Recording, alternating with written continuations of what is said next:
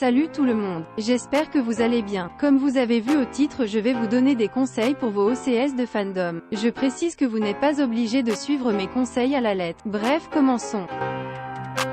Pour commencer cette première partie, on va se poser une question fondamentale.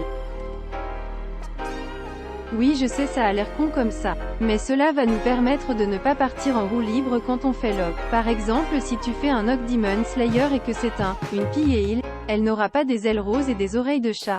Donc pour le design, je vous conseille de faire en sorte qu'il ne ressemble pas à un OCS d'un Gachatuber ou d'un perso de Demon Slayer. Maintenant que vous savez ça, une autre question importante se pose. Comment je rends mon Ogg original? Donc premier conseil, essayez de rendre l'uniforme de votre pilier original. Voici des exemples. Vous pouvez les utiliser gratuitement, sans faire de crédit. Maintenant on va passer aux cheveux. Pour les cheveux, je vais partir sur un truc basique. Voilà donc pour styliser les cheveux, vous pouvez utiliser des accessoires, voici des exemples. Bon, et si vous ne savez pas ajuster ou avez la flemme, vous pouvez toujours créer des coupes de cheveux Grace aux cheveux de base. Petit bonus pour les cheveux courts.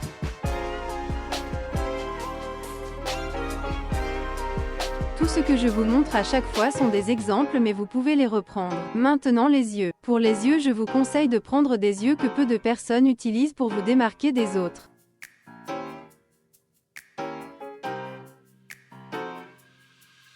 Maintenant pour la couleur des cheveux, vous avez trois choix. Une couleur de cheveux naturels, albinos inclus.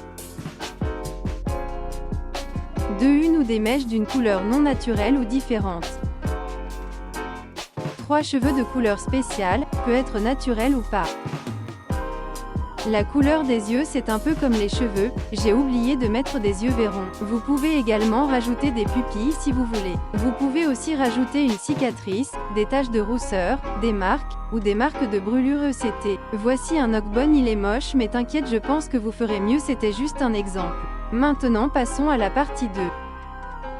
Je sais, ça a l'air flou dit comme ça. Ce que je veux dire, c'est qu'il y a des choses à éviter. Genre, je pense que l'on connaît tous ce genre d'Oc ou même de TP qui est ami et en couple avec la moitié des persos. C'est pour ça que je vous conseille de prendre des persos de l'anime en question et de se demander s'ils s'entendraient bien ou pas. Comme exemple, je vais prendre Megumi. Je précise que là, je ne vais montrer qu'avec les Pilé et Genya car j'ai pas fait Tanjiro ou Nezuko. Avec Rengoku, ils sont amis et s'entendent bien ensemble.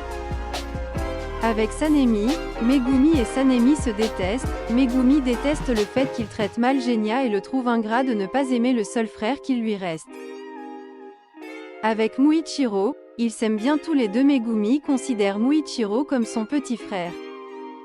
Avec Ju, Megumi n'a pas d'avis sur lui mais il pense qu'il est sympa. Avec Mitsuri, Mitsuri adore aller voir Megumi et lui faire des câlins même si Megumi déteste ça.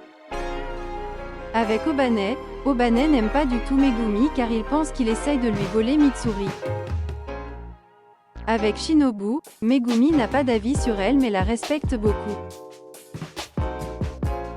Avec Tengen, Megumi et lui son ami, Tengen aime bien le taquiner ce qui énerve Megumi. Avec Gyomei, Megumi aime beaucoup Gyomei, il le respecte énormément car c'est son mentor et il rêve d'être aussi fort que lui un jour. Avec Genya, Megumi a beaucoup de compassion pour lui et de la peine pour lui car son grand frère ne l'aime pas. Megumi croit en lui et en tant que pourfendeur de Demon. Je n'ai pas beaucoup d'autres conseils dans cette partie, donc passons à la prochaine partie. Je sais que c'est dur de créer un trauma original pour vos OCS mais vous pouvez trouver des idées grâce à votre Oc. Par exemple la couleur de cheveux, ou les yeux ou une ou des cicatrices. Vous pouvez également vous inspirer de vos traumas à vous ou en inventer tout en restant un minimum réaliste. Comme j'ai pas beaucoup d'autres conseils, passons à la dernière partie. Alors, pour la capacité, si cela se passe dans un univers genre My Hero Academia, Jujutsu Kaisen ECT, ne fais pas un truc trop abusé, restez sobre et original. Pour les souffles, vous pouvez créer soit le vôtre soit fabriquer un dérivé d'un souffle existant. Ensuite pour les fanarts de votre Oc, comment dire, il y a des choses à ne surtout pas faire. Par exemple, ne recoloriez pas un perso, exemple. Et surtout, ne pas voler l'Oc de quelqu'un, Ça paraît logique mais bon. Par contre vous pouvez prendre un perso et le détourer pour avoir une base mais après faire votre rock. Ou si vous préférez prenez une base mais si c'est demandé créditez la personne. Il existe des pinceaux Ibis Paint spéciaux pour recopier le style de dessin de l'animé, dessin animé ECT, voici quelques-uns. Ou alors prenez des pinceaux Ibis Paint basiques, cela marche aussi. Ce tuto vient à sa fin, merci de l'avoir regardé et j'espère qu'il vous aidera.